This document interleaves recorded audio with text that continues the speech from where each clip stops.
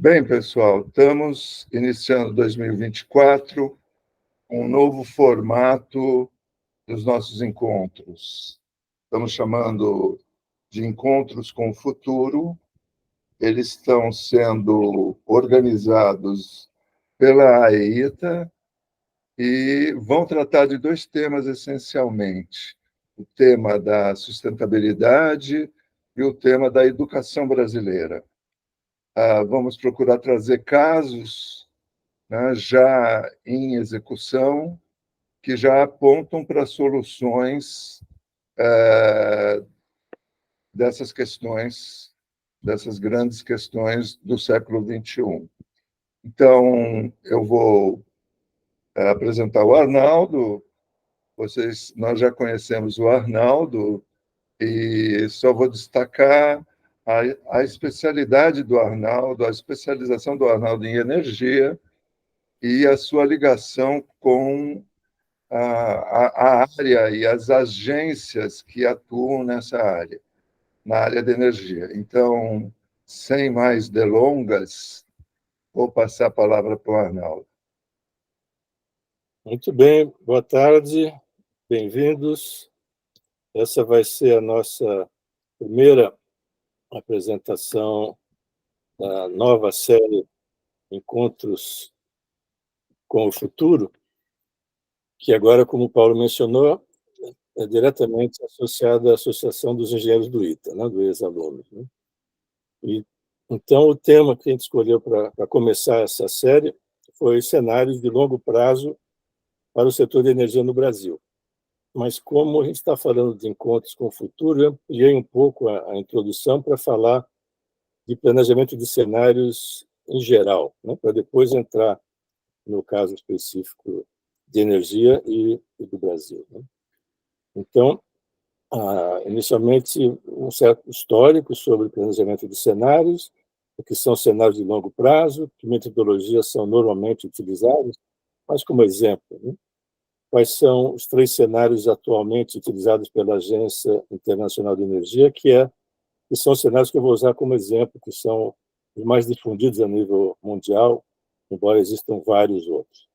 E apresentar os primeiros resultados da aplicação dos modelos da agência para o Brasil, que até agora não tinha sido realizado ainda, não só para o Brasil, mas para a América Latina. Mas hoje vamos falar só sobre o Brasil. Isso foi divulgado no ano passado, em 8 de novembro, e o relatório está disponível, depois eu vou mostrar os links aí. Como você sabe, existe uma série de livros para quem quiser se aprofundar no planejamento de cenários a nível mais genérico. Né? Aqui, por exemplo, são uma série de cenários que existem na área de energia, não só eletricidade, mas energia em geral, a nível mundial, comparando, né, todos eles. Esse é o caso no cenário de energia primária para 2040. Só para exemplificar, existem várias empresas, instituições que publicam essas análises, mas hoje a gente vai se concentrar mais no da agência. Né? Então, falando um pouco de história, normalmente se considera os dois pais do planejamento de cenários a nível mundial. O primeiro, Herman Kahn, que é o mais conhecido, foi o pioneiro a aplicar planejamento de cenários na década de 50, quando ele trabalhava na Rand Corporation. Ele fez uma série de cenários para o governo americano, especificamente para o exército americano, e o mais conhecido na época era o cenário de uma guerra nuclear mundial, o que aconteceria, quais são as regiões que poderiam sobreviver, que é uma coisa bastante controvertida, mas com isso que ele deu o primeiro passo e criou, não, essa metodologia. Depois ele mesmo, com outros, fundou o Instituto Hudson, que se dedicou a esse assunto com mais amplitude. Né? Aqui algumas palavras, algumas frases que ele falava que exemplifica muito bem o conceito de cenários. Então, por exemplo, o futuro não é mais como costumava ser. A melhor maneira de prever o futuro é criar o futuro. O futuro não é um problema a ser resolvido, mas uma realidade a ser criada. Ou seja, a ideia é que você possa desenhar um cenário e depois buscar as maneiras de chegar, de fazer esse futuro ser concretizado, né? Materializado. Né? A única maneira de lidar com o futuro é estar preparado para ele, que é muito mais fácil prevenir uma crise do que consertá-la, e futuro é possibilidades, não são certezas. Então, novamente, o que a gente vai falar não é previsão, e sim estudo de alternativas futuras e que tipo de decisões feitas hoje fazem que um cenário possa existir ou que não possa mais existir. Né? O Herman Kahn, vocês conhecem, publicou vários livros, esse Thermonuclear War, aquele que eu falei, da guerra nuclear mundial, Escalation, que hoje vocês conhecem no assunto de Israel e Ucrânia, explora bem esse tema de escalation. Né? Você começa com uma... Todas as guerras mundiais foram assim, né? Começa no nível regional, local e escala para nível mundial. Outro livro conhecido dele é o Pensando sobre o Impensável e o cenário de 200 anos no futuro para os Estados Unidos e para o mundo. Né? Agora, muitos de vocês talvez conheçam ele por ter inspirado aquele filme do Dr. Strangelove, né, que foi dirigido pelo Stanley Kubrick e teve o Peter Sellers e o George Scott como atores principais. E se considera que esses protagonistas foram inspirados no próprio Herman Kahn. Bom, o segundo pai do planejamento de cenários é o Pierre Wack da Shell, que em 1971, ou seja, 20 anos depois do Herman Kahn, foi o primeiro a aplicar planejamento de cenários no setor privado, no caso específico da Shell, que até hoje publica cenários que eu vou mencionar um pouco mais adiante. E se considera que o Pierre Wack chegou a antecipar os dois choques de petróleo de 73 e 79. Aliás, foi exatamente nessa época, 73, que a EULAD foi criada e a Agência Internacional de Energia também. Inicialmente, esses dois organismos foram criados olhando o petróleo, em termos de seguridade energética, ou até pensando em como unir os países da América Latina para proteger as reservas da América Latina para ser sujeitas não, a riscos, digamos, internacionais. Mas, enfim, continuando. Depois, não é considerado como o pai do planejamento de cenários, mas também foi uma pessoa muito importante sobre os cenários, que foi o Peter Schwartz, que inicialmente trabalhou no Stanford Research Institute, depois foi para a Shell, inclusive depois foi para a Salesforce, mais recentemente, e chegou a ter um cargo de vice-presidente e outro que é inédito, que é o Chief Futures Officer, né? Que é uma curiosidade interessante. Bom, aqui outras frases do conceito da Shell, não vou entrar em mais detalhes, mas interessante é que ele fala: o planejamento de cenários faz perguntas do tipo what if, né? E se? Né? E se acontecer aquilo? Você constrói essa hipótese e depois analisa as consequências se isso realmente acontecer. Né? Bom, depois várias outras empresas começaram a trabalhar nesse assunto, apoiando empresas multinacionais, vários exemplos como esses que estão aí. Bom, então, o que são cenários de longo prazo? A construção de cenários é uma ferramenta de planejamento a longo prazo e conta histórias sobre futuros plausíveis ou possíveis a longo prazo. Claro que não se usa nenhuma bola de cristal, mas sim, normalmente é necessário usar modelos, porque a quantidade de variáveis e dados é muito grande. Depois eu vou dar alguns exemplos. Né? Uma forma de categorizar os cenários é nessas três categorias aí: preditivos, exploratórios e normativos. Os preditivos, por exemplo, o que a BP, a ExxonMobil fazem, é conceber possíveis eventos futuros, quantificar seus impactos e estudar as consequências. Exploratórios são uma variedade de futuros plausíveis e compara entre eles. Né? É o caso do World Energy Council, da própria Shell. E normativos é quando você quer um objetivo específico no futuro e para alcançá-lo, através da construção do cenário, você pode voltar para trás e identificar a série de decisões que são necessárias serem tomadas ao longo do tempo para alcançar aquele objetivo. Então, um dos cenários da agência, que eu vou mostrar mais adiante, é essa categoria, né, normativa. Os objetivos do planejamento de cenários, como já foi mencionado em algumas frases lá do Herman Kahn e da Shell, é tomar decisões melhor informadas hoje, considerando as consequências dessas decisões no futuro. Explorar, então, a variedade de futuros possíveis, ainda que seja improvável, quer dizer, não é necessariamente um futuro altamente provável, né? E com isso você pode, então, identificar tendências, pode identificar novos mercados, desafios para a empresa ou para o país, antecipar essas mudanças e permite, então, desenhar programas de adaptação, de contingência para reduzir o impacto desses riscos, né, identificados, né? Bom, continuando, aqui, então, são exemplos de vários modelos a nível internacional que são usados para a construção desses cenários. Mas, então, agrupados são modelos de otimização e de simulação. Os mais conhecidos são Markov, Homer, o Message. Também vou falar um pouco sobre eles mais adiante. Agora, além de modelo, é muito importante a formulação dessas premissas, dos objetivos e envolvimento de stakeholders, né? Especialistas em diversas áreas para comentar, formular esses objetivos e criticar os resultados obtidos.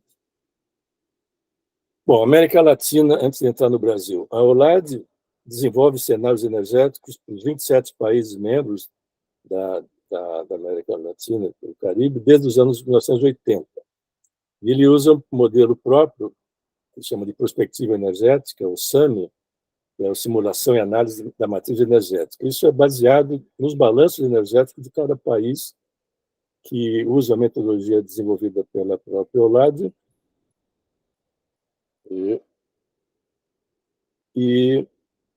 mas não é uma extrapolação, né? Não é daquelas categorias que eu mencionei antes. Eles partem de balanço energético e vão extrapolando para o futuro. O próprio BID financiou vários treinamentos, programas de capacitação para países como México, América Central e outros, especificamente no modelo Message da IASA e do Homer, né, também. No Brasil, a primeira experiência com a construção de cenários de longo prazo, para o setor elétrico especificamente, foi o projeto Cenários da CHESF na década de 80. Nesse caso, ainda não existia nenhum cenário da agência, por exemplo, e a CHESF contratou a Promon para desenhar, criar um modelo.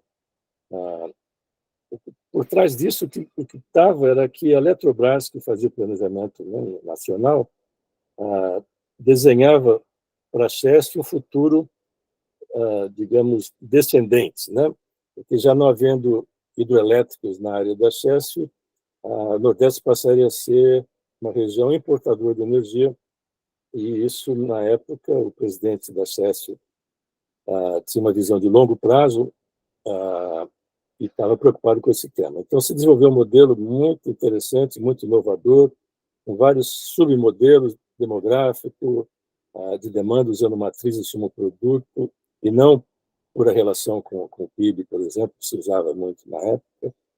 E nessa época se preveu já a entrada expressiva de geração eólica e solar no Nordeste brasileiro, que hoje é uma realidade, né? Nós estamos falando dos anos 80 ainda. Também se preveu, com esse modelo demográfico, que a taxa de crescimento da população brasileira ia começar a cair de forma relevante. Nós chegamos, inclusive, a discutir esse modelo com o IBGE, que não acreditou. E 3 anos depois, aí publicaram um documento dizendo que agora a taxa de crescimento da população brasileira vai começar a cair, né? Bom, o Maris, que está aqui no grupo, não sei se o Miranda também, foram atores principais nesse trabalho, e talvez possa comentar mais adiante. Modelos utilizados para construir cenários do Brasil. Aqui são exemplos, porque existem vários outros, eu só escolhi alguns, né? A EPE, a Empresa de Pesquisa Energética, utilizou a metodologia similar a dos planos decenais de energia, que sempre foi feito no Brasil, para construir cenários de demanda de energia elétrica, também é limitada a energia elétrica, né? Lá em 2018, como insumo para a preparação do PNE 2050. E depois disso, desenvolveu um modelo de expansão da oferta de energia elétrica, ele chama de Planel, que aí tem as referências para quem quiser mais detalhe. Eles publicaram o manual de utilização desse modelo, tem muito mais informação. Isso foi em maio de 2022, né, esse manual de utilização. Tem outro grupo no Brasil, PCE Brasil, que é a Plataforma de Cenários Energéticos, que usou o modelo LEAP, em 2015, também para construir cenários como insumo ao PNE 2050. Eles identificaram 4 grupos, a COP da UFRJ, o Greenpeace Brasil, uma associação de carbonífera de Santa Catarina e o próprio ITA, que a gente está falando do ITA aqui, e 2 professores que estão embaixo, mencionados, participaram na elaboração desses cenários e depois se comparou os resultados dos cenários construídos por essas 4 instituições, né? O mais recente que eu identifiquei foi um projeto financiado pelo BID, ano passado, para a construção de cenários energéticos, ou seja, não só elétricos, mas todo, né, o setor energia no Brasil, e foi realizado pelo SEBRE, a própria EPE e a COP, usando 3 modelos diferentes e também buscando a neutralidade de carbono até 2050, e foi publicado no final do ano passado, aí tem a referência se alguém tiver mais interesse, né? Bom, então agora, especificamente falando da Agência Internacional de Energia, ela desenvolve cenários energéticos, novamente, não só elétricos, mas o setor energia como um todo, desde 1994. Ao longo do tempo, eles foram melhorando o seu modelo e também a abrangência. Você sabe, a agência foi criada, como eu falei lá na época do choque do petróleo, pensando principalmente em petróleo e os países da OCDE. Mas com o desenvolvimento mundial, a OCDE, que era o principal consumidor de energia, deixou de ser, passou a ser mais relevante os outros países.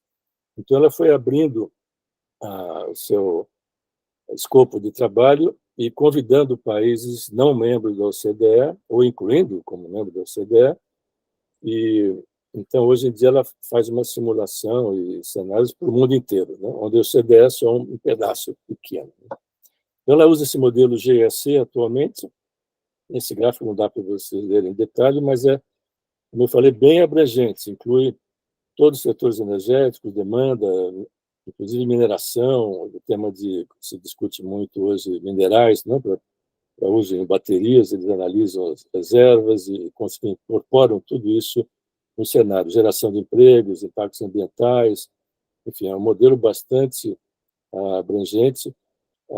Ainda continua com ênfase em petróleo e gás, porque já tinham esses modelos anteriormente. Então, por exemplo, o modelo de oferta de petróleo e gás é muito mais detalhado, com 113 regiões, enquanto os outros não são tão complexos. Mesmo assim, eles geram cenários mundiais de até 2050, ou mais de 2050, para aquelas regiões que eles têm modelos mais detalhados, né? Hoje eles cobrem 29 regiões do mundo, ou seja, cenários regionais, e 16 países individualmente. Os resultados e análise desses cenários da agência são divulgados todos os anos na publicação World Energy Outlook, né, a WEO, que é considerada a publicação mais relevante da agência e tem sido usada como insumo até para os próprios cenários da Shell, né, que eu mencionei anteriormente. Bom, todas essas empresas, instituições que geram cenários, batizam, né, com nomes variados, né, desde business as usual, não, como com ênfase em eficiência energética, aí estão uma série de exemplos de nomes, né, que essas instituições adotam. Aquele que eu mencionei do ano passado, do SEBRE, EPE, do BID, são 3 cenários de transição energética Um chama-se Transição Brasileira, o outro Transição Alternativa e Transição Global. Mas isso tudo está detalhado naquele relatório que eu mencionei.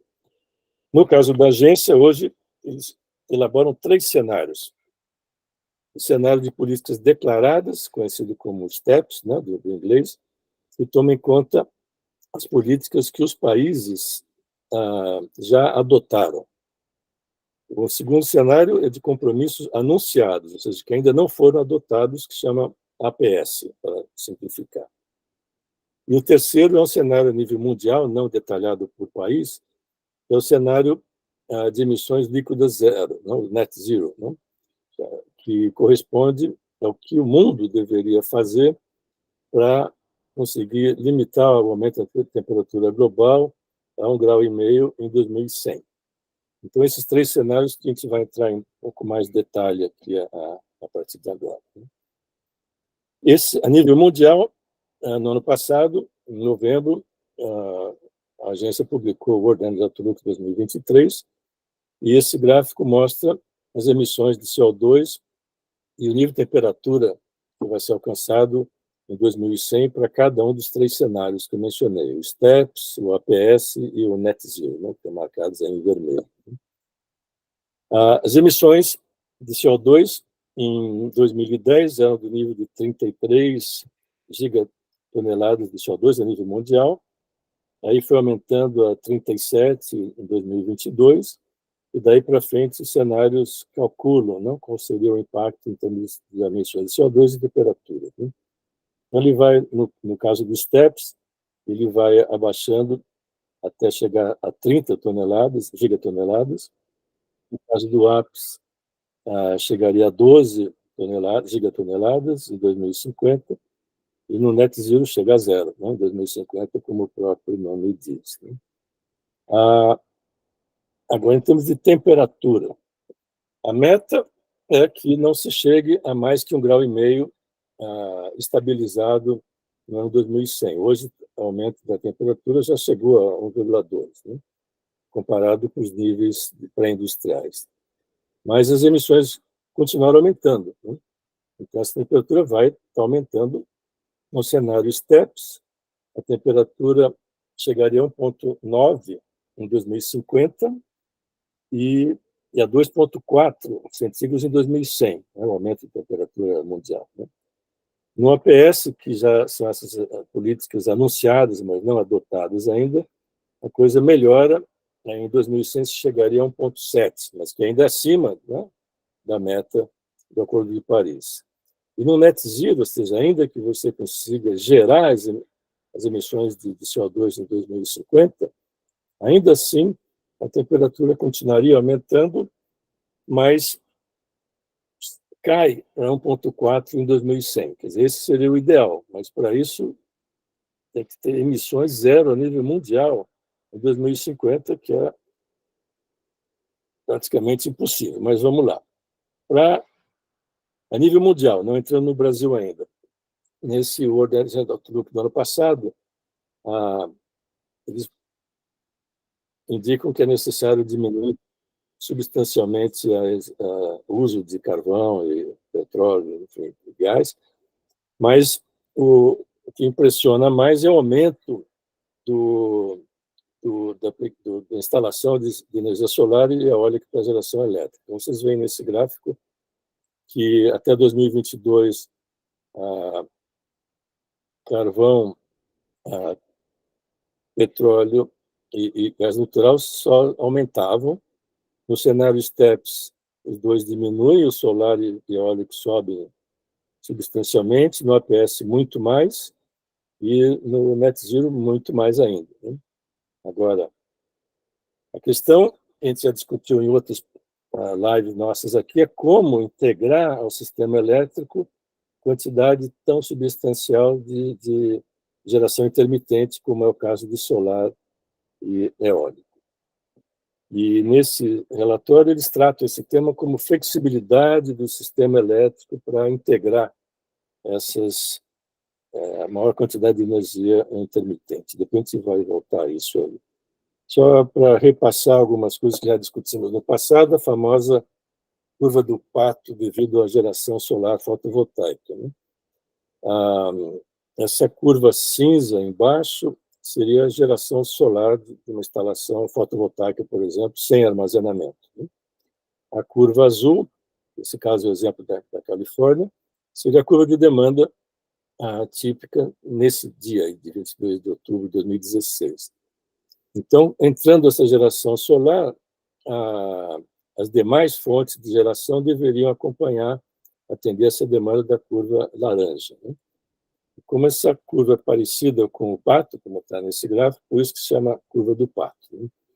Agora, se vocês veem nesse gráfico, ao longo do tempo, 2012, 13, 14, etc., isso foi com a penetração grande de geração fotovoltaica, a coisa foi se agravando e já se previa uma geração solar que não seria aproveitada, né? Aqui tem outra curva mais atual, você praticamente chega a zero, né, de qualquer outra fonte de energia que seja incorporada ao sistema nesse dia em particular, que foi um caso extremo na Califórnia.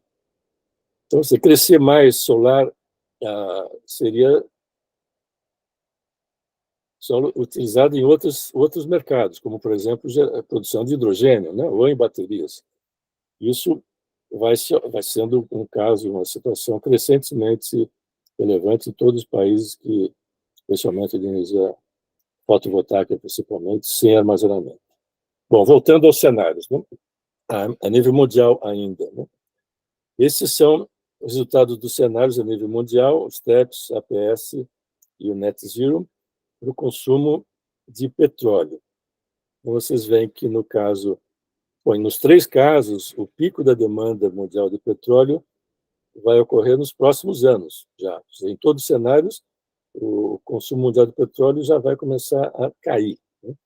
No STEPS, ele cai mais lentamente até 2050. No APS, o consumo de petróleo cai abruptamente e, no caso do Net Zero, muito mais.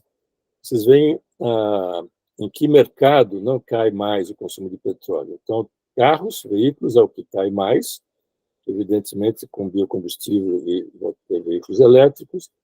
Nos caminhões, nem tanto, mas também uma queda importante. A aviação, conforme o cenário, também cai com o uso de bioquerosene.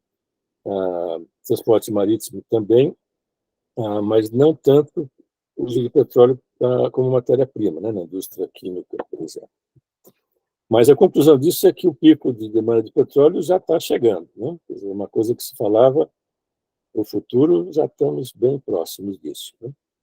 Falando de querosene de aviação, também aqui se vê como, os vários cenários de 2050, a penetração de bioquerosene seria necessariamente importante para que você consiga chegar, né, no Net Zero. Agora, América Latina e Brasil. Então, pela primeira vez, a agência aplicou os seus modelos para países latino-americanos individualmente e para a região como um todo. E, para isso, contou com a colaboração com o BID, a ULAD e a CEPAL, em relação com os dados necessários para alimentar os modelos, e convidou esses países para serem também membros associados da agência, para, enfim, poder acessar a informação e contar com críticas e comentários, né? No ano passado, coincidentemente, exatamente há um ano atrás, 16 e 17 de março do ano passado, a agência organizou uma reunião na sede da CEPAL, no Chile, para reunir contribuições, colaborações dos vários países e das várias agências no processo de criação desses cenários. Eu participei lá, não dá para ver aqui a minha fotografia, mas eu estou no meio aí tem muita gente da ULAD, de CEPAL e dos vários países. Do Brasil também participou representantes da ANEEL e de outras instituições, né? Isso foi em março. Em agosto, foi publicada uma minuta que circulou para comentários. Eu sou testemunha que os comentários foram incorporados. Alguns dos meus comentários foram, outros não. Por exemplo, eu sugeri que deveria aumentar muito mais a participação de usinas térmicas da biomassa e nuclear, no caso da América Latina e do Brasil, principalmente. Né? Com isso, você teria usina de geração despachável para ajudar mais essa questão de incorporação de eólica e solar. Então, aqui embaixo tem o link, se vocês quiserem baixar esse documento, que tem uma versão em português. Né? A outra publicação a nível mundial não tem em português. Né? Bom, primeiros resultados, então. No Brasil, a agência estima, baseado em dados da ONU, que a população brasileira vai estabilizar a partir de 2030 e depois vai cair, né? Que é uma tendência mundial conforme o país. Né? Então, com isso, o PIB continuaria crescendo, mas o PIB per capita poderia ser duplicado, já que a população não aumentaria tanto. Né? Em termos de emissões de CO2 para o Brasil, nesses dois cenários, né, o STEPS e o APS, claro que o APS apresenta uma redução muito mais relevante, né, de 470 no STEPS, eu passei para 170 megatoneladas de CO2 e o idem per capita, né, passaria de 2 para 0,7 em 2050, comparando o STEPS com o APS. Aqui mais um gráfico a nível nacional do Brasil, energia primária. No cenário APS, a participação do petróleo diminui muito mais que no STEPS, e a bioenergia aumenta, não, substancialmente. Novamente, o STEPS são as políticas que já estão sendo adotadas, e o APS são políticas que estão sendo anunciadas, e se fossem incorporadas, fossem adotadas, é o que poderia acontecer. Né? E aqui o consumo de energia nos transportes, por cada combustível. No caso do Brasil, claramente se vê o maior uso de bioenergia, de transportes, biocombustível e bioquerosene, e nem tanto a introdução de veículos elétricos comparado com outros países da América Latina. Bioquerosene, para a América Latina como um todo, o que se conclui desses cenários é que a América Latina seria a exportadora de bioquerosene, principalmente no cenário de net zero.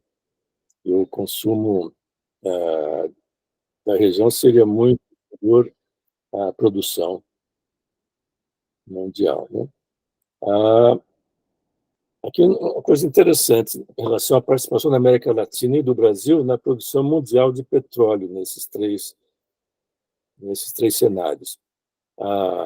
O Brasil seria responsável pelo segundo maior aumento absoluto na produção de petróleo do mundo, ou seja, só perderia para a Guiana e, em terceiro lugar, viria o Catar. Então, é interessante, agora que o mercado de petróleo vai decrescendo, aí o Brasil passa a ser o maior responsável pelo aumento da oferta. Né? Claro que tudo para exportação. O Brasil já é o maior produtor de petróleo da América Latina desde 2016, quando ultrapassou a Venezuela e o México.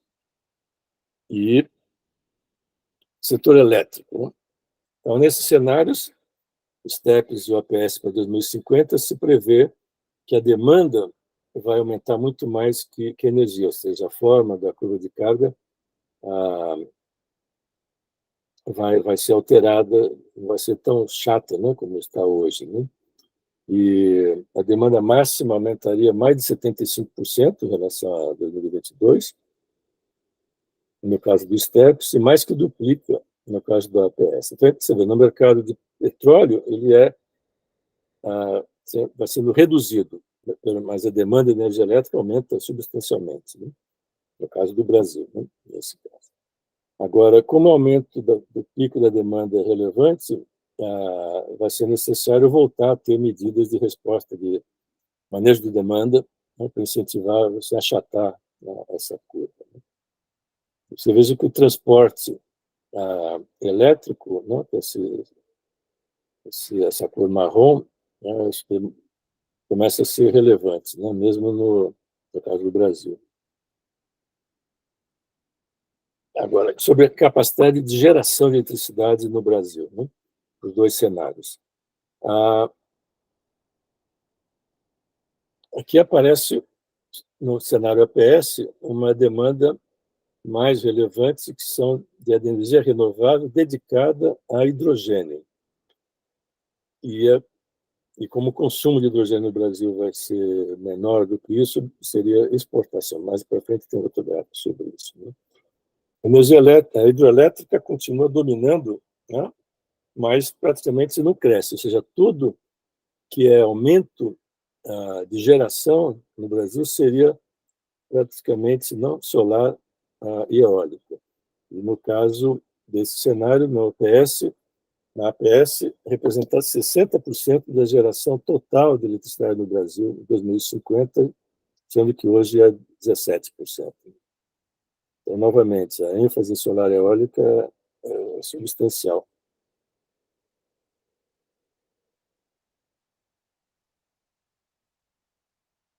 Agora, aquele assunto da flexibilidade do setor elétrico para assumir, incorporar esses aumentos via solar e eólico, né?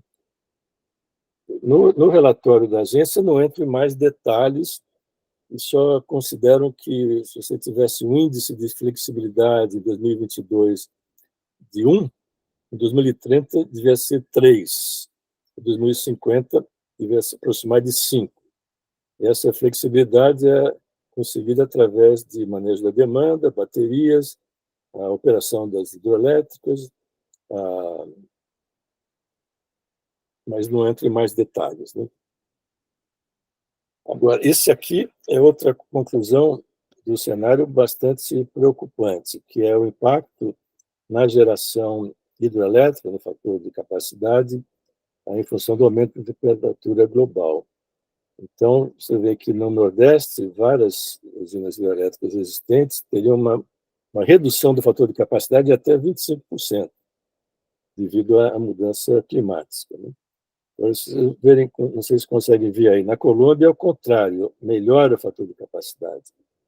Mas no caso do Brasil, piora. Então, isso vai ser um impacto mais complicado em termos de flexibilidade e de emissões, né? Hidrogênio, a América Latina, nos dois cenários, STEPS e APS, passaria a ser um produtor de hidrogênio importante, mais do que a própria Europa inteira, né?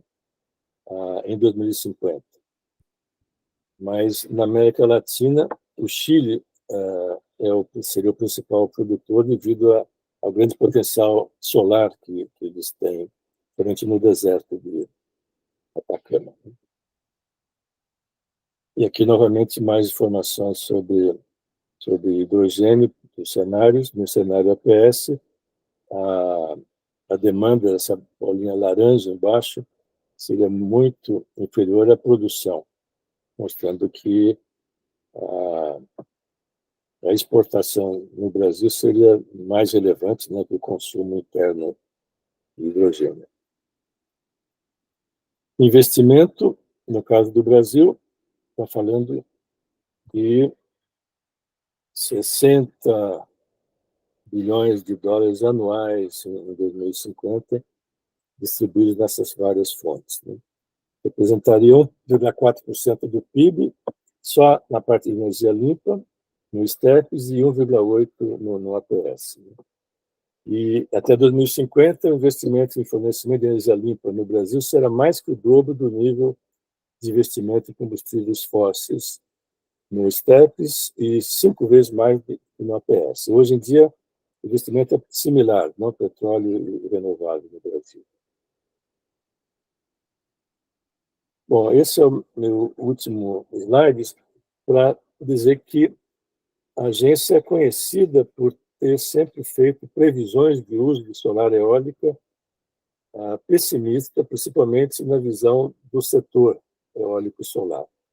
Esse gráfico mostra os vários relatórios anteriores, como solar e eólico, qual seria a estimativa, o cenário gerados pela agência, né? Desde 2006 até 2013, eles sempre estavam abaixo, inclusive, do que foi a instalação que foi alcançada naqueles anos. Então, Pois é, a agência não é conhecida como cenários otimistas para solar eólico, mas nesses dois cenários que a gente viu anteriormente, a coisa muda. Bom, eu paro por aqui. Deixa eu... Ok, obrigado. 40, Arnaldo. 40 minutos. É, Deu bem. foi quase, né, dentro do combinado. Mas eu vou pedir que levantem a mão, que os colegas levantem a mão. Vou começar com uma questão para a gente ir esquentando, né? A gente está no processo de aumento de temperatura ambiental, né, do mundo. A temperatura ambiente está aumentando, a temperatura global está aumentando, e já existe toda uma preocupação para a gente não passar do ponto de não retorno, né? Por exemplo, em relação à floresta amazônica.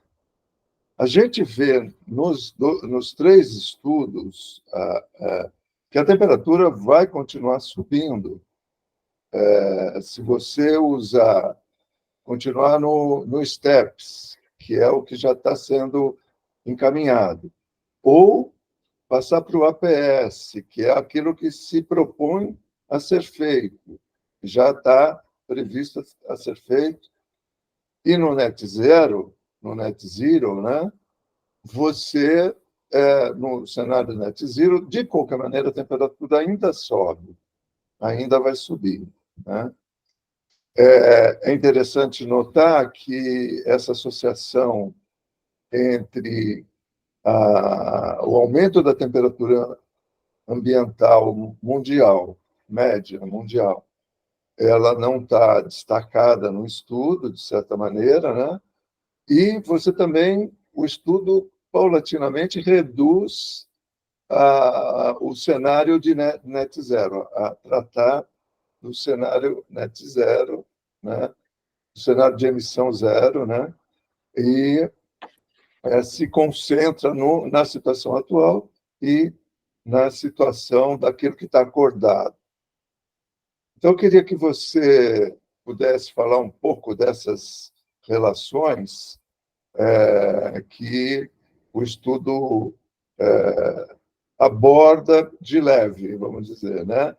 Porque eu creio que é fundamental para a gente ter consciência do que está acontecendo efetivamente e das ações que podem ser tomadas pelos países e pelas pessoas em relação ao problema do aquecimento global.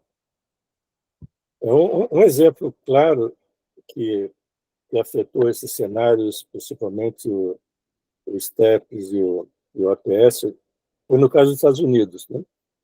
Esse programa do Biden de incentivos a carros elétricos mudou totalmente o cenário que a agência tinha para veículos elétricos nos Estados Unidos, porque você tem um incentivo de $8 mil, $6 mil, dependendo, de desconto na compra do carro, né? Do crédito fiscal, né? Isso, então, eles tiveram que refazer em relação ao ano passado, que não tinha esse programa da redução de inflação, né, como se foi chamado o programa aqui. Então, os países podem afetar isso totalmente através de políticas, né? Agora, a questão aí é, no Brasil, essa ideia de você ter que necessariamente fazer subsídio a essas coisas, né? Não é necessário nem o subsídio, né? Você pode tirar as travas ou facilitar de outra forma, mas nós temos também o problema dos lobbies, né? Lobby do gás natural, da energia eólica, do hidrogênio, que pressionam legislações desse tipo. Então, a agência sempre foi bastante crítica contra subsídios em geral, não só renováveis, como a petróleo, que até hoje ainda existe, né? Você sabe que na Venezuela, o pessoal em Maracaibo deixa o fogão a gás ligado porque é mais barato deixar ligado do que você gastar ao litro de fósforo para acender de novo, né? Então, esse é o exemplo que se dá do efeito de subsídios à energia em geral. Agora, então, a resposta seria políticas públicas bem pensadas, bem discutidas, que incentivem, mas não distorcendo totalmente o mercado, e seja algo temporário também, né? Não permanente. Isso tem acontecido, tanto é que você vê o APS comparado com o STEPS é exatamente isso, né? Novas políticas anunciadas que têm impacto bastante relevante. Agora, a probabilidade de você conseguir o net zero em 2050, essa é uma questão ainda sem resposta. Eu estou vendo que tem outros... Isso. Ok, obrigado. Vou passar, então, para o Carlos Mariz, abrindo a fila aqui. Por favor, abre o microfone. Opa. Obrigado, Paulo. Está me ouvindo bem? Sim. Opa. Arnaldo, parabéns, um abraço para vocês. A todos aqui, os presentes, também o meu grande abraço aqui.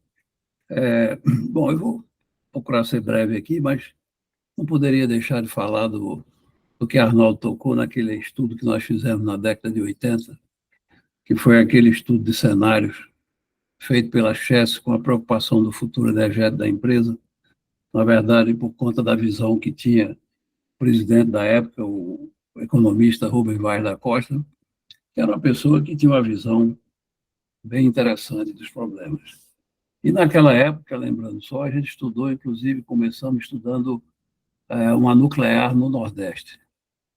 Quando a gente contratou a Promon, na verdade, naquela época, foi por conta de que estava se pensando já começar a desenvolver um programa nuclear na Chess, pela visão que se tinha lá na França,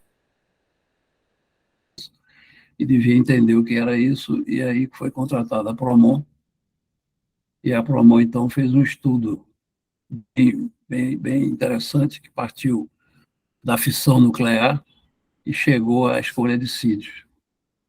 E daí nós começamos a imaginar como é que seria o futuro energético, e veio a necessidade de fazer um projeto mais amplo de planejamento, quando então a gente continuou com o estudo de cenários, e que foi um estudo bem interessante, bem profundo sobre essa questão. O Arnaldo já falou, não precisa aqui eu repetir, que ficou lá depois de certo tempo, ficou parado no tempo, porque essa questão de planejamento no Brasil não evoluiu, certo? A partir de um certo tempo, as decisões ficaram sendo decisões de curto prazo.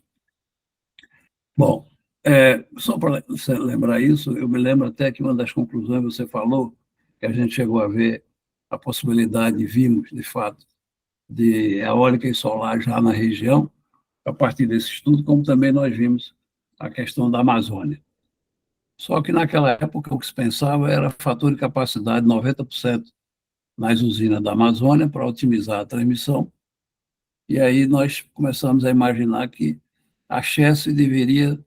A gente estava construindo naquela época a usina de Xingó, e aí nós prevemos uma motorização mais ampla na usina por conta desse projeto de cenários. Isso é interessante. Se você visitar a usina de Xingó hoje, a usina estava prevista para ter 6 unidades, e de fato tem as 6 unidades, mas tem ao lado 4 previsões. Você vai ver lá vamos chamar assim, o buraco lá, 4 buracos previstos para mais expansões dentro desse cenário. Então, você veja como as coisas são interessantes. E hoje, essas máquinas vão ser usadas até de outra forma para fazer compensações de reserva girante de eólica. Mas uma preocupação que eu gostaria de externar aqui para vocês é a seguinte.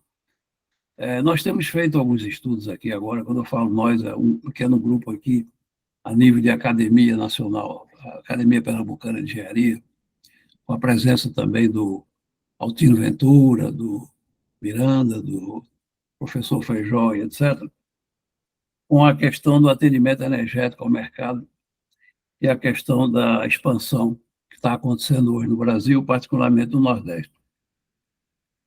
E uma das coisas que a gente tem constatado, e isso afeta um pouco a questão do aquecimento global também, por conta das emissões e a questão da energia fóssil, e por incrível que pareça, o que está acontecendo é o seguinte, houve um crescimento muito maior do que o esperado. Mesmo naquela época do projeto Senado, a gente não previu uma expansão como ela tem acontecido agora, nesse momento. E hoje, a reserva girante das eólicas do Nordeste estão sendo feitas, uma parte, por Itaipu, porque já se esgotou todo o espaço que tinha de hidroelétricas no Brasil para fazer a reserva girante das eólicas, para esperar exatamente a questão da intermitência, que precisa ser compensada, evidentemente. E não é só a eólica também, tem até a curva do Pato agora também, certo? Que vai somar isso, que se soma isso também, certo? E então, o que está acontecendo é o seguinte: como é que o sistema vai ser expandido com mais eólica e solar sem causar problema de segurança energética? Essa é uma questão fundamental nesse momento. E aí o que tem acontecido é que, para construir eólica daqui para frente, tem-se que construir usinas térmicas, e pela velocidade tem que ser térmicas a diesel. Então veja que coisa, vamos dizer assim, contraditória. Você está fazendo eólica e solar, etc., para combater o aquecimento global, mas a introdução dela no sistema, por questões de segurança energética, está demandando a construção de usinas térmicas. Essa é uma questão desse momento.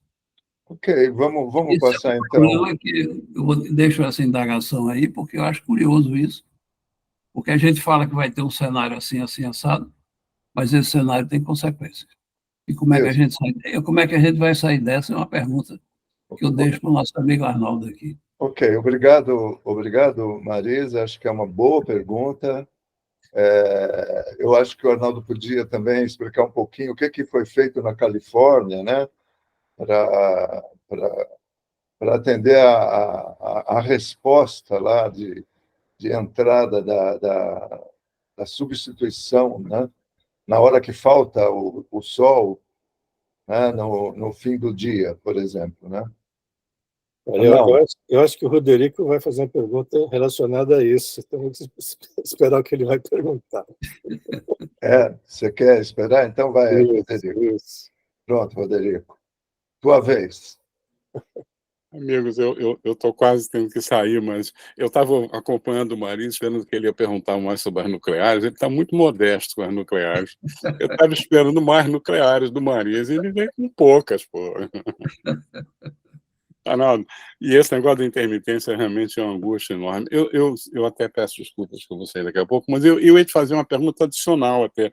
Era em relação ao transporte, porque eu vi que você deixou ainda pouca eletricidade até no transporte brasileiro. E o que acontece com o diesel? Porque o nosso estrangulamento da matriz energética sempre foi o diesel. O diesel era sempre danado problema e ele batia sempre no transporte.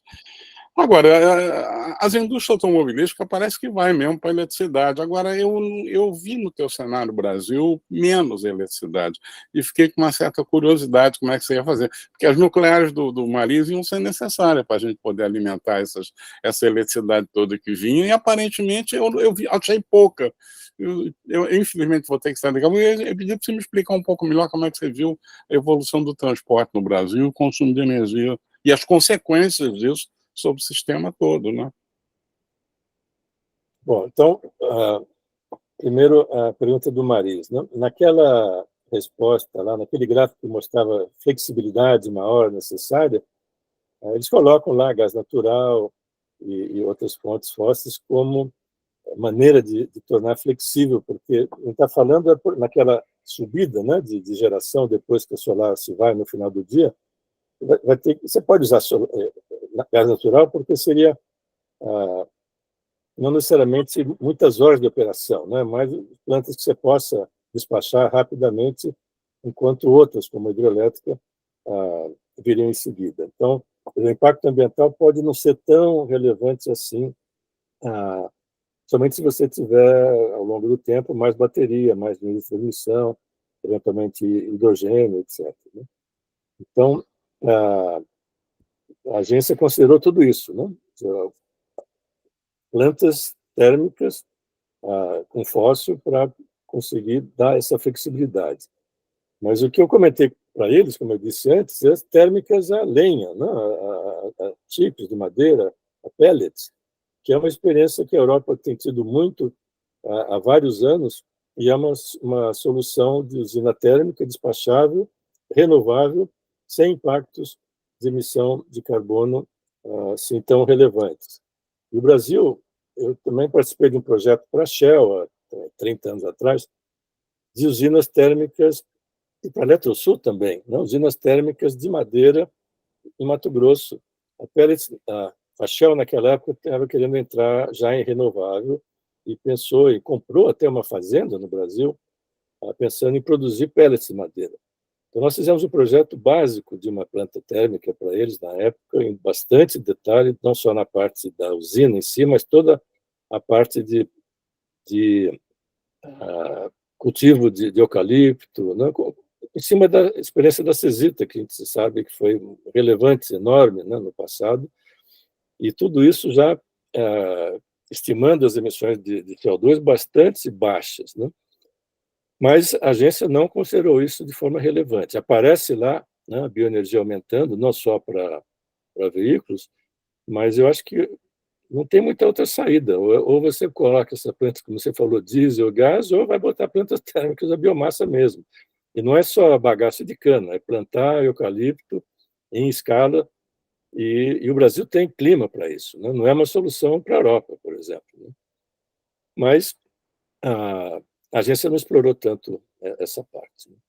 Agora, a outra pergunta era os veículos, né?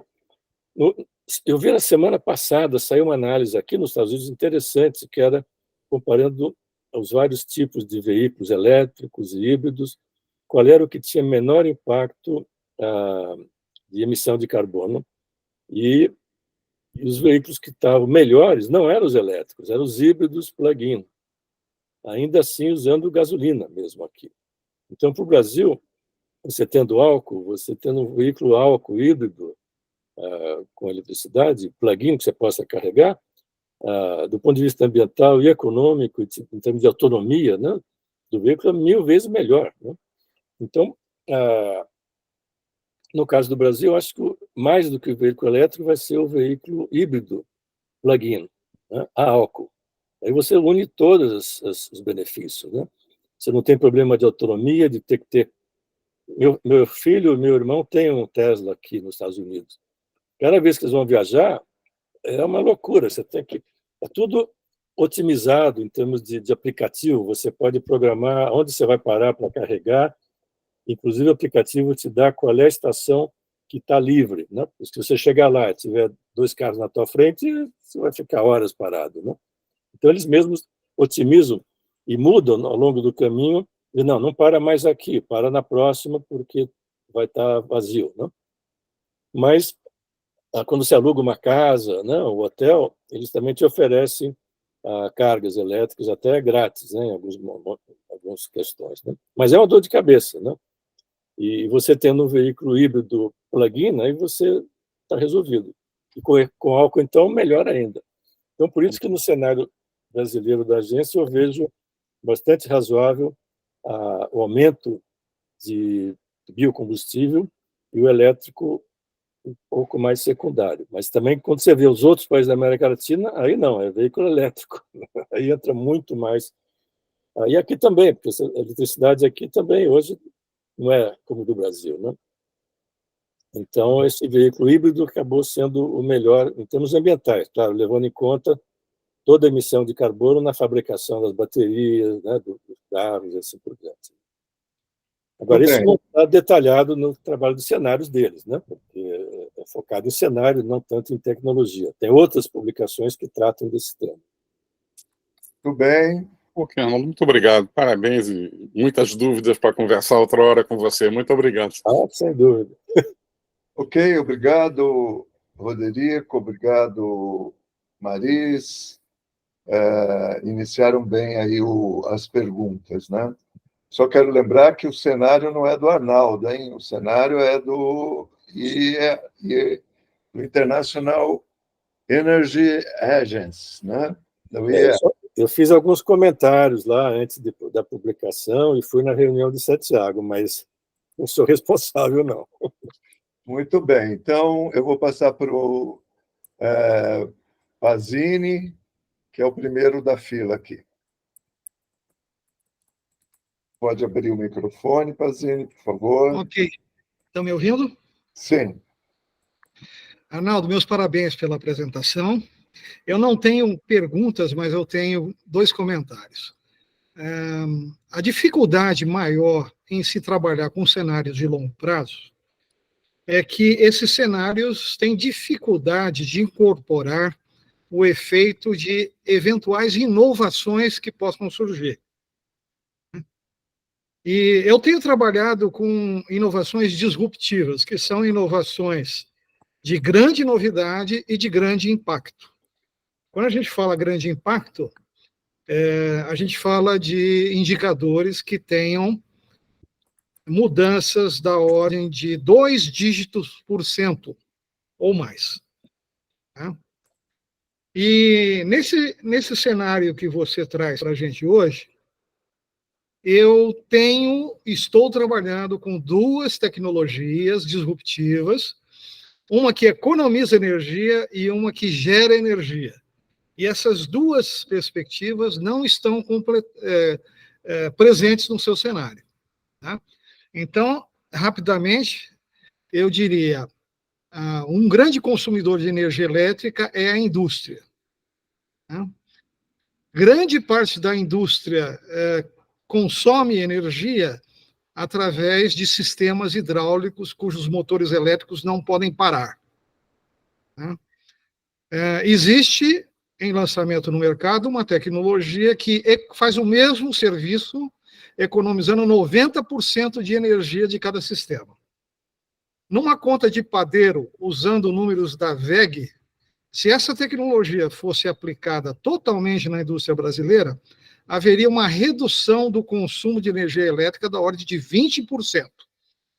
E 20% é muita coisa, é o suficiente para não ter que ligar termoelétrica, não teria mais bandeira vermelha, não teria bandeira amarela, e o custo da energia ia cair.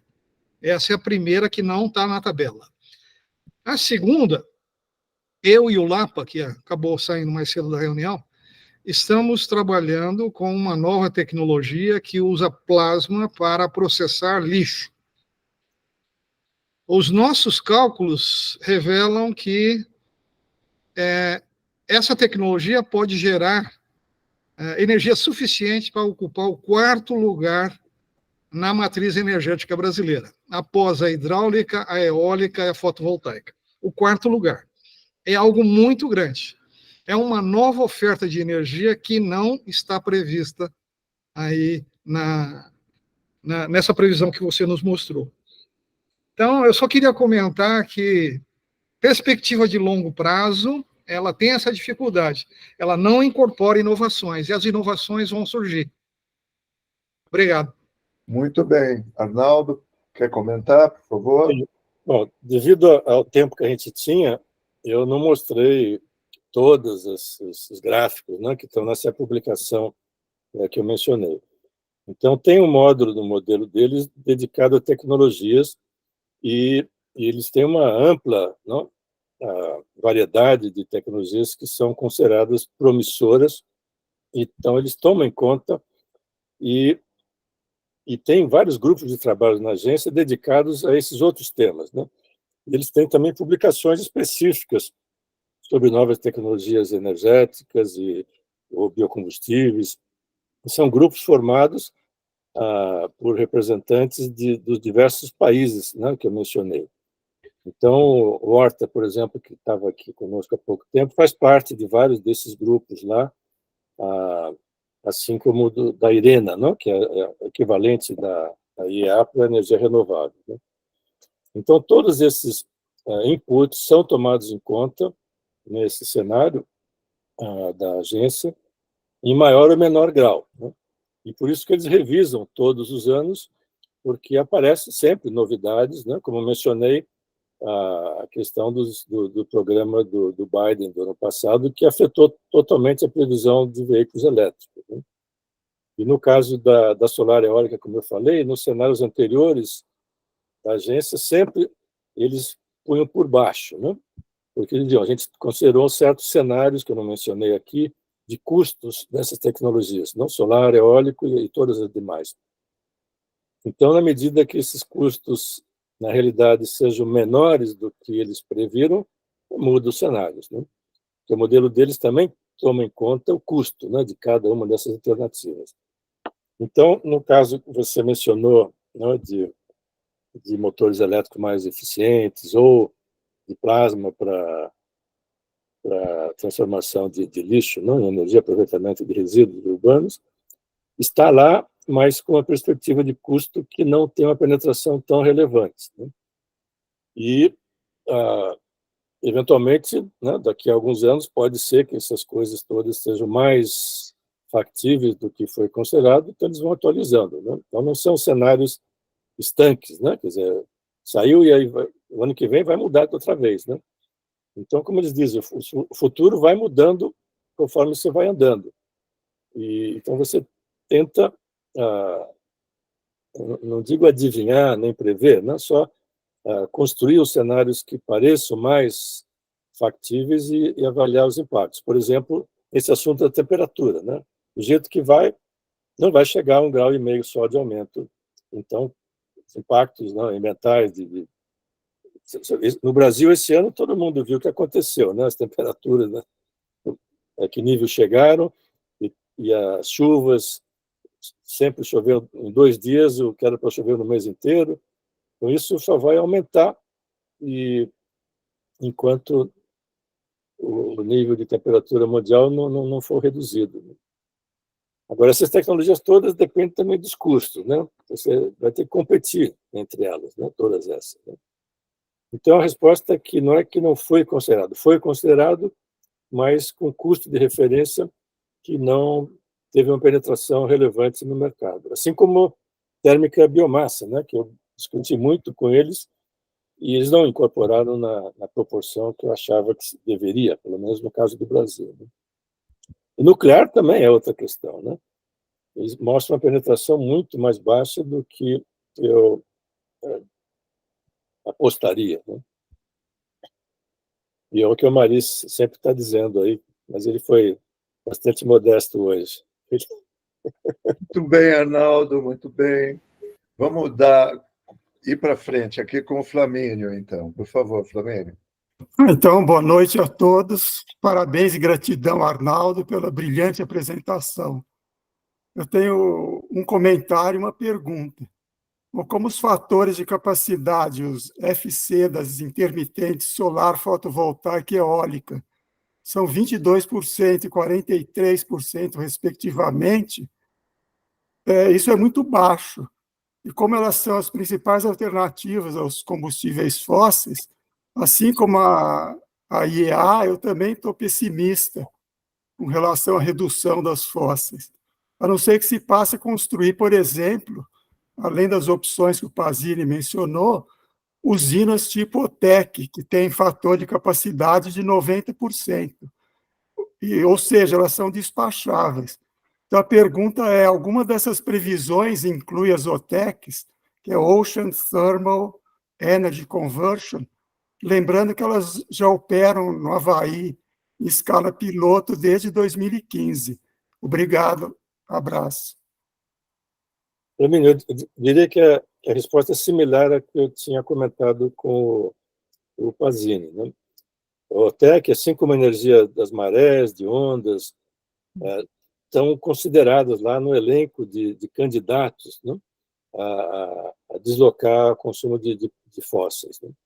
Mas a previsão de custos e estimativas que foram incluídas no modelo não são competitivas, né? O fator de capacidade é um fator, né? Mas não é o mais relevante, né?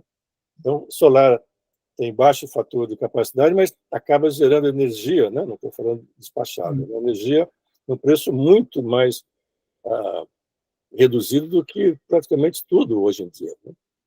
Então, a questão do fator da capacidade é um dos fatores, mas não é o único. Claro que, no caso da solar, você tem energia barata, mas potência não tem, né? Você não pode despachar.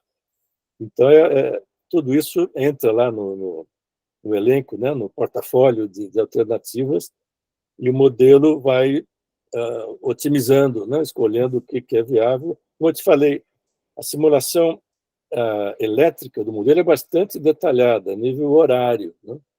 Então, toma em conta a curva de demanda nos vários países. No caso do Brasil, foi um modelo especificamente aplicado ao Brasil, separado dos demais, né?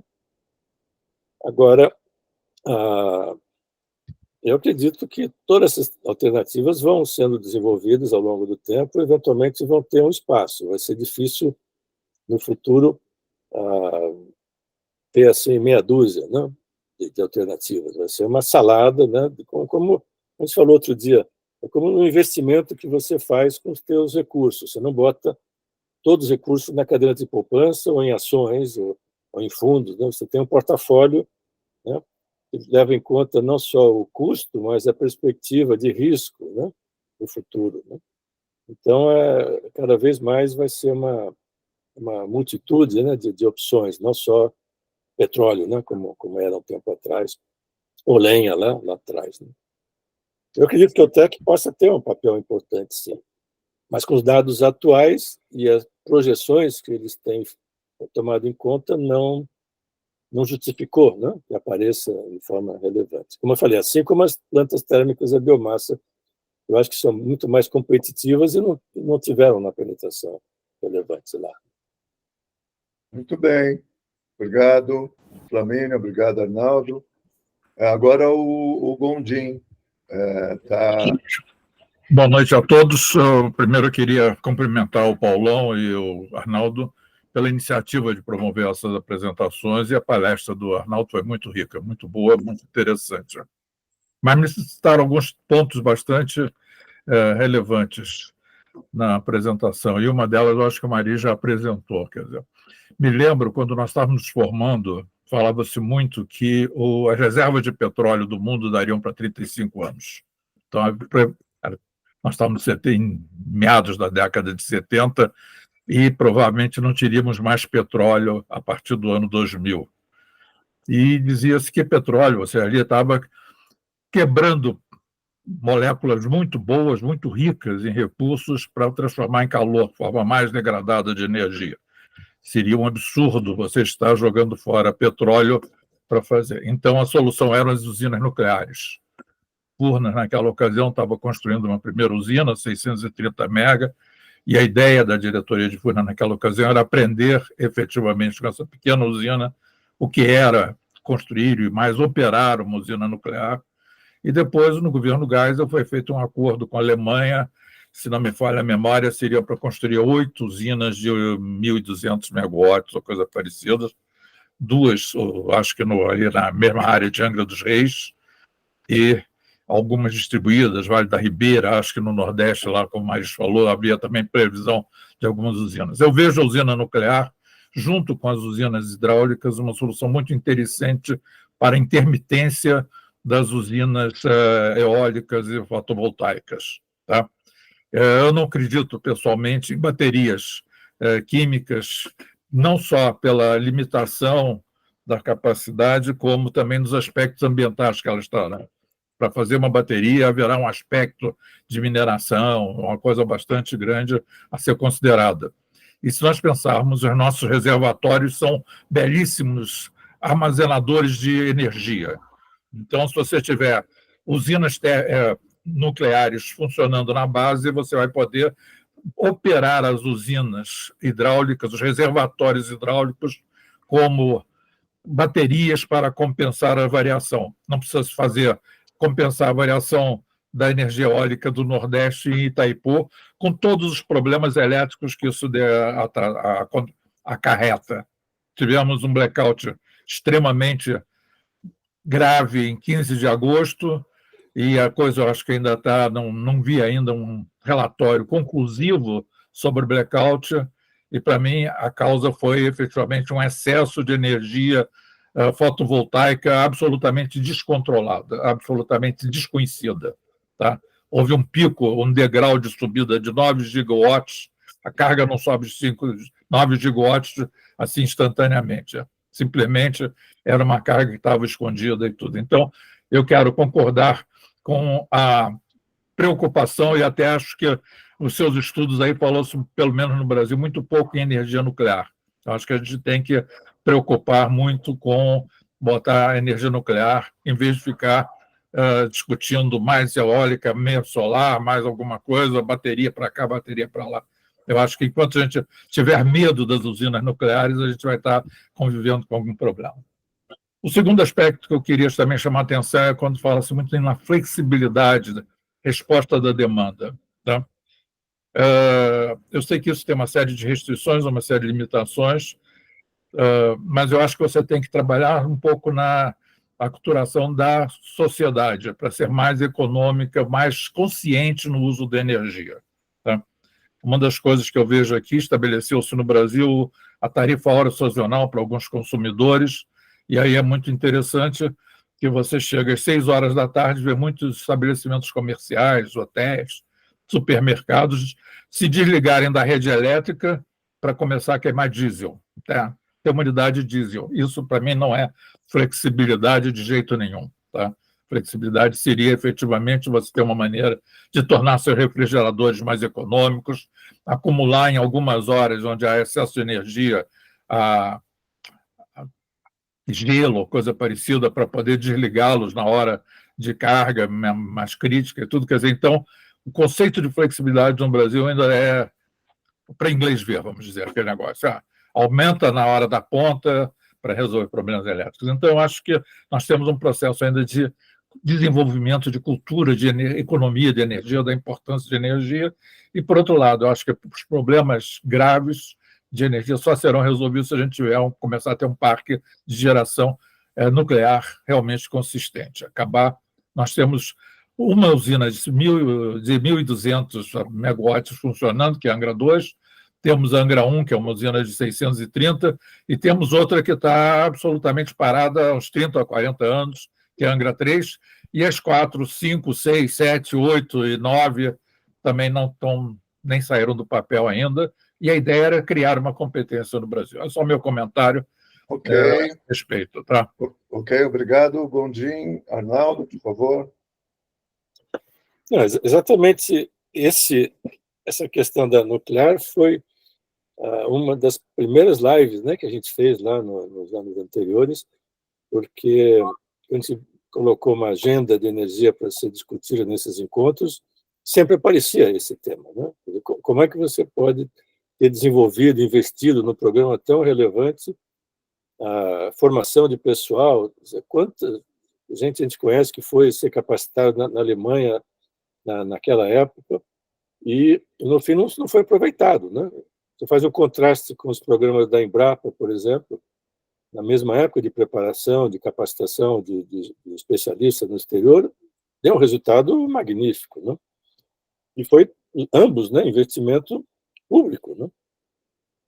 Só que um foi implementado e você teve resultados, e o outro, infelizmente, não. E é difícil encontrar uma justificativa. Por que não foi? Né?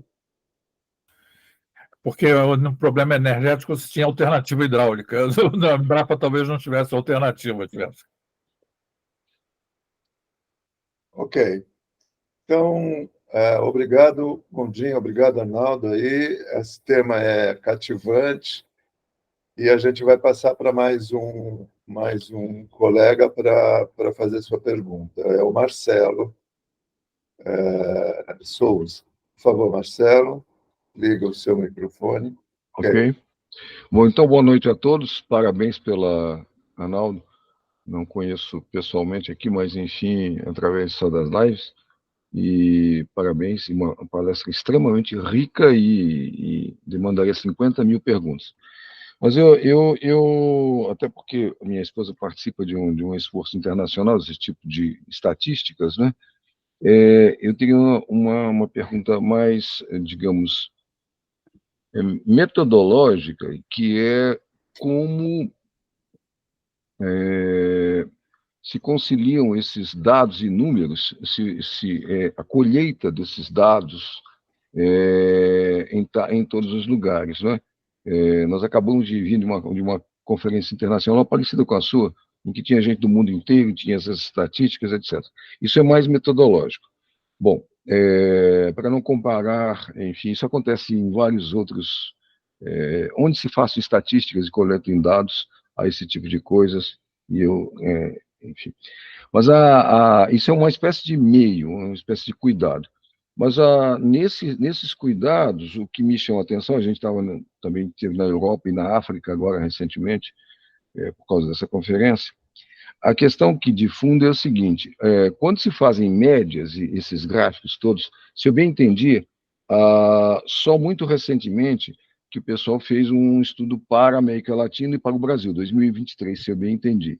Então, quer dizer, até 2022 e também 2023 fez um estudo, digamos, considerando o mundo como um todo, aqueles vários indicadores.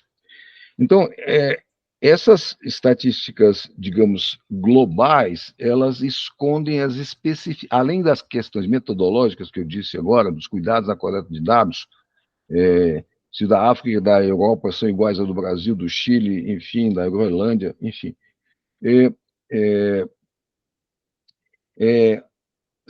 As questões geográficas, quer dizer, essas recomendações e essas, digamos, barras coloridas, esses números, essas porcentagens, etc., etc., como elas distinguem, a palavra é esta, Brasil e as condições de geração do Brasil, que mais nos interessa, da Europa, em particular a Europa Ocidental, onde eu estive agora, estive na Alemanha, etc., etc., etc. Tá? Na minha modestíssima visão, estive lá algumas vezes, enfim, agora recentemente, voltei, enfim. A Europa não tem rios, não tem barragens, os rios secaram recentemente, a ponto das pessoas andarem, enfim, ou quase não andarem, enfim. Só tem carvão. 15 das 16 usinas nucleares da Alemanha foram fechadas por causa da agenda verde, que em parte está subjacente aqui nessa discussão, e ainda por cima teve aquele acidente em que cortaram 2 tubulações de alimentação da Alemanha. Ou seja, com isso a indústria alemã, em particular começando pela BASF, declarou que as indústrias dela não são mais competitivas. A Alemanha está fechando barraco, por assim dizer. Tá, eu acompanhei isso detalhadamente, longamente, minuciosamente, mas não vou insistir aqui com vocês. Então, minha questão é, a questão metodológica, padronização na coleta dos dados, sem o K, você mistura, faz uma salada, tá? Como isso é feito, como com os dados de empreendedorismo que a minha esposa acabou de ver, GEM, Global Entrepreneur Monitor, tá? Tem uma padronização mundial. Muito bem. Então, se há padronização nessa para a colheita desses dados. Tá. E agora, isso na parte mais metodológica. E na parte mais de recomendações, quer dizer, distinguir Brasil, pela primeira vez, se eu bem entendi, em 2003, da Europa Ocidental. E, portanto, recomendações, procedimentos, estimativas e cenários e tomadas de decisão, Brasil completamente diferente de França, de Alemanha e de Reino Unido, que quando tem um carvão de péssima qualidade. Ok, tá? obrigado. Obrigado. Obrigado. Vou passar então para o Arnaldo para a questão. Já estamos avançando na nossa meta de tempo. Mas vamos lá, Arnaldo. Muito bem. Sobre o modelo, esse GEC, né, que a agência usa, eles disseram que eles simulam e tratam 16 países separadamente. E são os países mais relevantes, como Estados Unidos, China, Alemanha, e não tenho a lista aqui completa de quais países são esses, mas aí é independente o modelo para cada um desses países, levando em conta comércio, não, tarifas, reservas locais, custos, impostos, o que seja, né? Curva de carga, né? Então, esses modelos, os países mais relevantes, é separadamente, não é uma coisa só uniforme para todos os países, né? E isso entre a população, renda, PIB, enfim, né, desenvolvimento independente de cada um desses 16 países. Os outros países são agrupados em regiões, como exemplo, África, por exemplo, não é separado, né? América Latina, até recentemente, o Brasil estava separado, mas era dentro daquele relatório anual. Nunca foi feito um relatório específico, né? Para o Brasil, menos para a América Latina. Então, a novidade desse ano foi que simularam, através desses modelos, aqueles países que eu mencionei, México, Brasil, Argentina, Chile, individualmente, ou seja, não foi usando curvas de carga da Alemanha ou coisas desse tipo, né? Não usando o carvão da Alemanha, foi usando o que o Brasil tem no mercado, né? E as condições locais. E 16 países, se você, enfim, pegar os 16 países maiores do mundo, vai dar um percentual relevante. Então, o resto não vai influenciar muito a visão do mundo, né? Agora, o estudo da América Latina, eles separaram esses países principais, que também eu não me lembro o valor exato, mas se você puser México, Argentina, Colômbia, Chile, vai dar, sei lá, 80% ou mais, né, da América Latina. Então, os outros países foram agrupados nessa simulação. Então, e outra vez, são cenários, né? Então, você não está dizendo que vai acontecer, né? Isso é provável, possível, não digo nem provável, é possível, né? Então, agora, tem uma certa cuidado bastante grande com a coleta de dados. Por exemplo, o que eu mencionei de balanço energético da OLAD, que foi uma das organismos que contribuíram com isso. Então, a OLAD já tem há mais de 20, 30 anos uma metodologia, e todos os ministérios de cada país, que são os donos da OLAD, na verdade, enviam anualmente os dados dos balanços energéticos de cada país, mas no formato que a OLAD especifica, né? Não é qualquer forma. Então, tem um controle de qualidade, cada país tem uma pessoa no ministério responsável pelo fornecimento dessa informação, e claro que o Brasil sempre teve uma participação muito relevante no desenvolvimento e estabelecimento dessas metodologias e controle de qualidade das informações, né? No caso da OLAD da América Latina. E claro que a agência, como eu disse lá, ela não chegou e falou, deixa que eu faço. Não, ela procurou o BID, a OLAD, a CEPAL, e falou, quero trabalhar com vocês, aplicar o meu modelo, mas com os dados que vocês já estão trabalhando e conhecem muito melhor, né, do que a agência. Mas, eu não sei os detalhes, mas foi feito todo um trabalho aí de compatibilização, né, de uniformização, mas, claro, ainda continua a qualidade da informação, né, a precisão, os erros são completamente diferentes país a país, né? Mas o Brasil representa 30% da América Latina, então já é um peso grande. A Argentina, a Colômbia, o México já vai mais uns 50%, né? Então, claro que, quer dizer, o erro, né, de dados sempre vai existir, mas eu acredito que, como a agência tem essa experiência já de décadas, né, de preparar cenários, não só na América Latina, mas toda a Europa, e depois foi incorporando, né, outros países, eles têm uma metodologia razoável, né, para tratar e incorporar esses dados. Você sabe, tem aquela expressão, né, de garbage in, garbage out, né? Não adianta você ter um modelo maravilhoso, preciso, com milhões de variáveis, e se alimenta com dados errados, né, imprecisos, né? Vai sair na qualidade dos dados que entraram, né? Então, sim, dados é uma preocupação fundamental nisso, e então a agência tem um cuidado bastante grande na filtrar isso. Eu me lembro, quando eu trabalhei na OLAD, eu estava justamente como diretor de planejamento, então eu era responsável por aquele modelo lá de perspectiva. Então, nós incorporamos ao modelo de recepção dos dados automaticamente uma coisa muito simples, que era comparar esse dado específico que um país fornecia com o dado que ele forneceu nos últimos 3 anos. E se tivesse uma variação relevante, você voltava e falava, não, espera aí, esse dado aqui Isso automático, né? Não era alguém checando a tabela, não, o próprio programa já dizia. E várias vezes a gente pegava. Na Argentina, desculpa, eu errei aqui, digitei o número errado, né? 10 vezes mais, né? Muito Isso bem. bem simples, né, que foi feito. Imagino que a agência tem um negócio muito mais elaborado, né, para filtrar os dados. Muito bem. 6h31. Muito bem.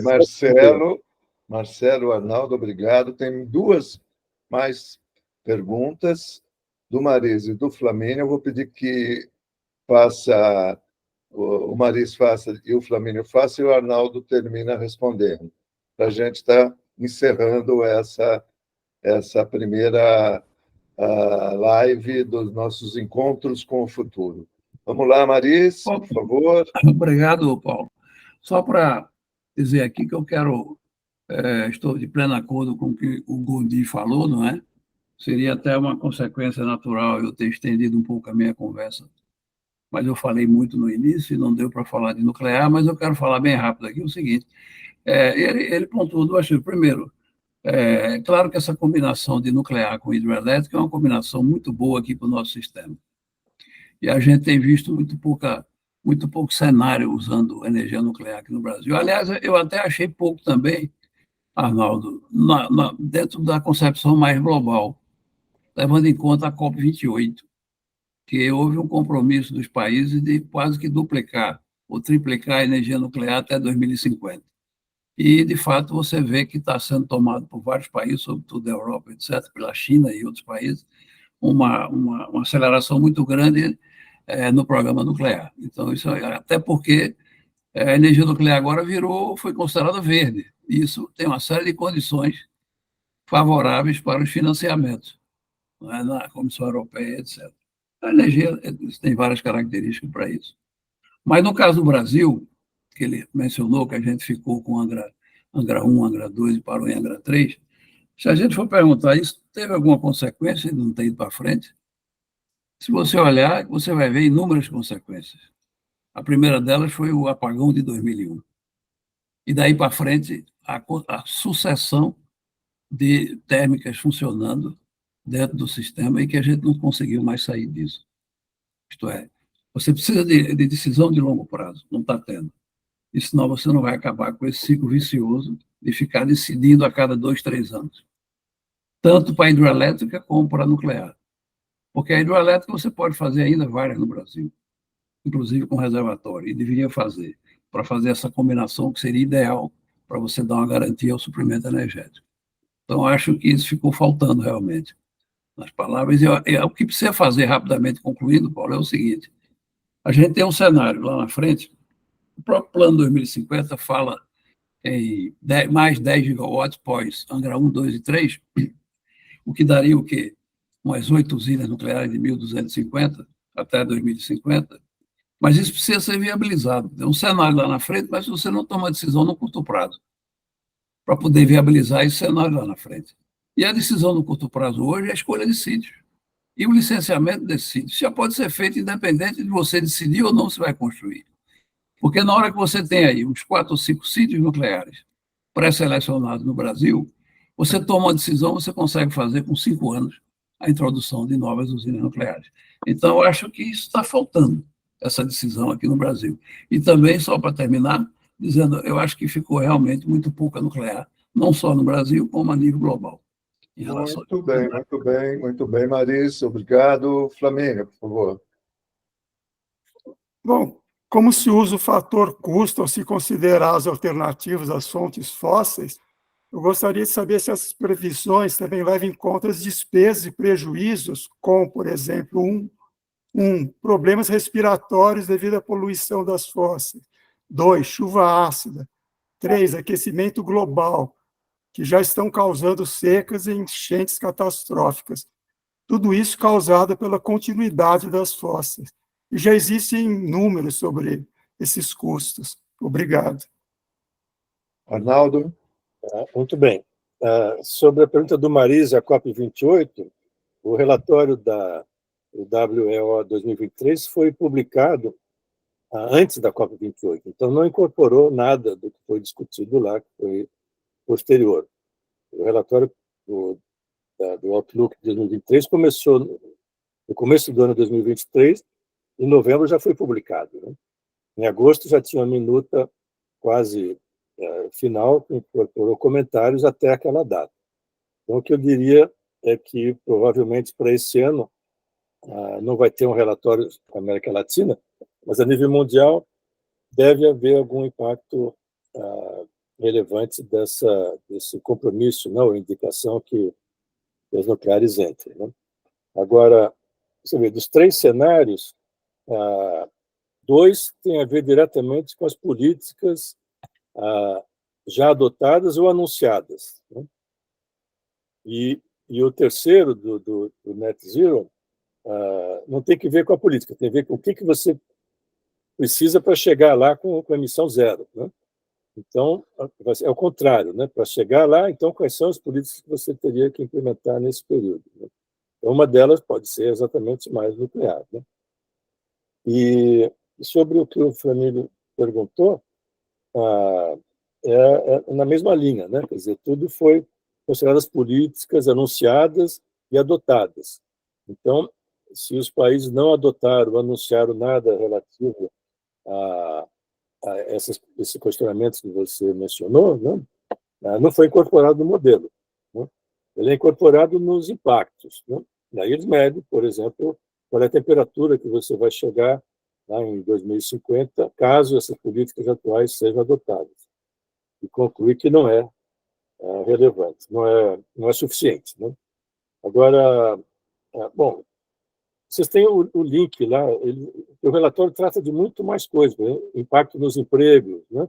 Então, diminui o emprego, claro, no setor petróleo, mas aumenta na indústria de renováveis. Eles quantificam isso, porque os modelos tomam em conta tudo isso, inclusive eletrificação, né? No caso da África, por exemplo, na América Latina, o Haiti, você tem uma cobertura elétrica baixíssima, né? Então, isso tem um impacto importante na demanda de eletricidade em países desse tipo, né? A questão da população rural, né? Na África, vai ser como foi no Brasil no passado, né? A população rural tornando urbana foi um impacto enorme, né, no consumo elétrico, né? Então, tudo isso é tomado em conta por esses modelos, a gente falou lá, demográfico, né, e de demanda e de consumo. E eficiência energética, né, que eu não falei praticamente nada, é um modelo à parte que entra na demanda, que a oferta é o resultado, né? Então, a mesma coisa, leva em conta as políticas, né? Por exemplo, todos os países da América Latina, Europa, proibiram a fabricação de lâmpadas incandescentes, né? E as geladeiras, também a maioria dos países tem normas que proíbem fabricar geladeiras com eficiência abaixo de certo nível e vai mudando, né? Cada ano vai mudando. Você tem medidas de eficiência energética que são por definição do mercado, né, competitivas, e tem outras que são por regulação. Aí você proíbe, acabou, não pode fazer um equipamento que seja de menor eficiência, e vai apertando. Então, a eficiência é incorporada nesses prognósticos, nesses cenários, em diferentes escalas, conforme o país, né? E vai mudando. Quer dizer, novamente, no ano que vem, vão gerar outros cenários que vão ter outras políticas que foram incorporadas, né? Não sei se isso... Muito bem, Arnaldo, muito bem. Eu queria, então, brindar a todos que participaram dessa primeira nossa gravação. Muito obrigado pela participação, pelo interesse. Obrigado ao Arnaldo pela brilhante apresentação, que foi extremamente instigante para todo mundo. A gente passaria conversando sobre isso durante muito tempo, mas a gente tem a limitação da nossa 1h30 e nós precisamos disso. Então, um brinde ao Arnaldo, um brinde a vocês. Brinde, grande abraço a todos. Parabéns, Arnaldo. Parabéns, Paulão. Parabéns, um abraço a todos. Boa noite. Fala, Arnaldo. Fala, Arnaldo. Eu queria agradecer a vocês pela participação e também fazer a propaganda que os próximos lives que a gente vai ter vão ser 2 sobre educação, um com a professora Sueli do ITA e outra com a Cláudia Costin, que, se vocês conhecem, tem um perfil bastante relevante a nível mundial em termos de educação, tanto no Brasil como aqui mesmo, ela morou aqui em Washington, foi do Banco Mundial nessa área de educação, vai ser uma coisa muito interessante.